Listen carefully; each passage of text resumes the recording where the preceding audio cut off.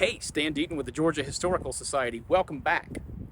I am standing in front of Spring Hill Redoubt at Battlefield Memorial Park here in Savannah, where on the morning of October 9, 1779, 243 years ago, the Americans and their French and Haitian allies stormed the British lines behind me during the American Revolution. The father of the American cavalry, Casimir Pulaski, was here and got shot down now. Now, Pulaski, of course, was from Poland. He had fought the Russians there and had gone into exile in France, where he met Benjamin Franklin, who quickly shipped him off to help George Washington fight the American Revolution. He was with Washington at Brandywine and Germantown before coming south when the British shifted their theater of operations to the south in order, they thought, to tap into what was a hotbed of loyalism here. They also thought it extremely important to take the port cities of Charleston and Savannah. They captured Savannah in December 1778, and 10 months later, in a joint Allied operation, the Americans, led by General Benjamin Lincoln, the French, led by Count d'Estaing, with their Haitian allies, and of course with Casimir Pulaski's Legion of Cavalry, stormed the redoubt here, the British lines, and during a breach in the lines at one point, Pulaski shot through towards the redoubt that you see immediately over my left shoulder and received grape shot from Maitland's 57th, the Scottish Highlanders, in the redoubt behind me. He fell here on the battlefield and had to be evacuated off. The siege was finally called off, and the British didn't evacuate Savannah until July 1782.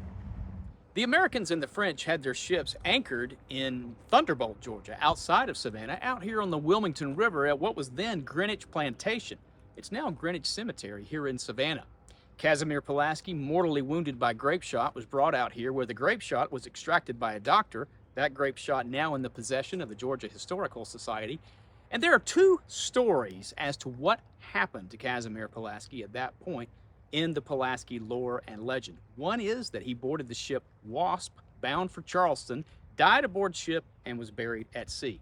The other is that he either died aboard ship or here on land, but was buried here at Greenwich Plantation, where he remained for 75 years. In 1854, the city of Savannah erected the Pulaski Monument in Monterey Square, sent a team out here to exhume the body. It was brought into Savannah and buried under the monument there in Monterey Square.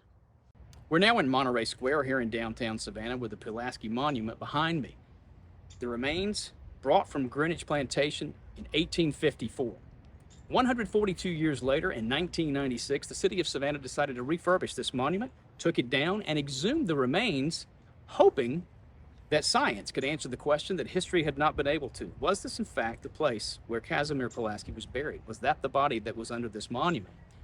They did DNA testing, but were only able to make a partial match with a Pulaski descendant in Eastern Europe, and in 2005, the remains were reburied here, with some of the remains withheld for further testing should DNA testing ever advance to that stage, where they could make a positive match. But in 2005, the remains were reburied with full military honors.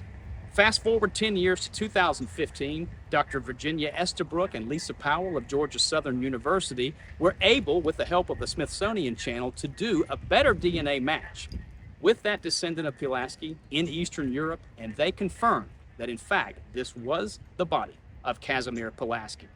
Now, in the first exhumation in 1996, they had noticed that the pelvic bone was that of a female. And so the conclusion is that Casimir Pulaski was most likely intersex.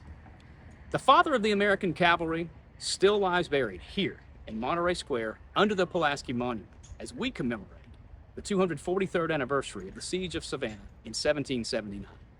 Stay safe, stay strong. I'm Stan Deaton with the Georgia Historical Society. As always, thank you for watching.